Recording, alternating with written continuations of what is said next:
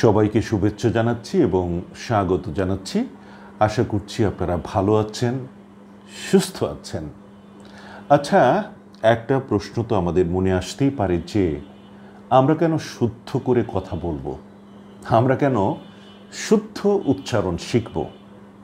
এই প্রশ্নটা আসা অযৌক্তিক নয়, কিন্তু বাস্তবতা বলছে যে আমাদেরকে এগুলো শিখতে হবে এবং সুন্দর করে কথা বলার কোনোই বিকল্প নেই। যারা সুন্দর করে কথা বলেন, গুছিয়ে কথা বলেন, তারা নানান প্রফেশনে অন্যদের চেয়ে এগিয়ে থাকেন। এটাই বাস্তবতা। শুধুমাত্র সংবাদ উপস্থাপক, অনুষ্ঠান উপস্থাপক, অনুষ্ঠান ঘোষক, আবৃত্তিশিল্পী তারাই সুন্দর করে শুদ্ধ করে কথা বলবেন তা কিন্তু ঠিক নয়। আপনি যদি অন্য প্রফেশনে থাকেন, বিশেষ করে শিক্ষকতার প্রফেশনে, তারপরে ব্যাংক, বিমা প্রতিষ্ঠানে, বহুজাতিক কোম্পানিতে, মার্কেটিংয়ের কাজে, এই সমস্ত কাজে আপনাকে নিজেকে উপস্থাপন করতে হবে ক্লায়েন্টদের সামনে। আপনাকে তুলে ধরতে হবে আপনার প্রতিষ্ঠানের সেবা কিংবা পণ্যকে। কাজেই আপনি সে কাজটা যতটা সুন্দর করে শুদ্ধ উচ্চারণে ক্লায়েন্টদের কাছে তুলে ধরতে পারবেন, আপনি ততটাই সফল হবেন।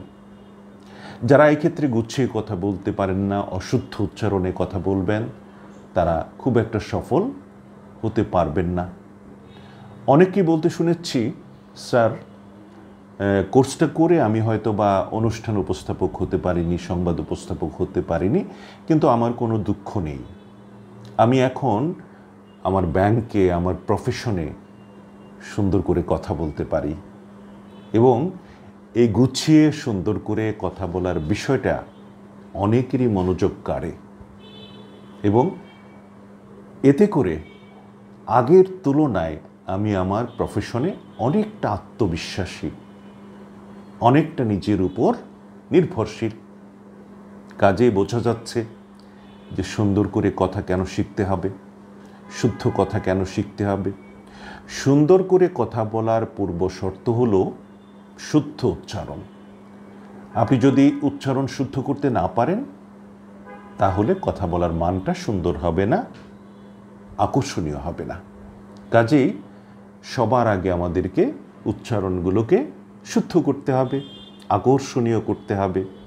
অন্যদের চেয়ে আমার কথা বলার স্টাইলটা, আমার ধরনটা আলাদা হবে, এমন হওয়াই উচিত।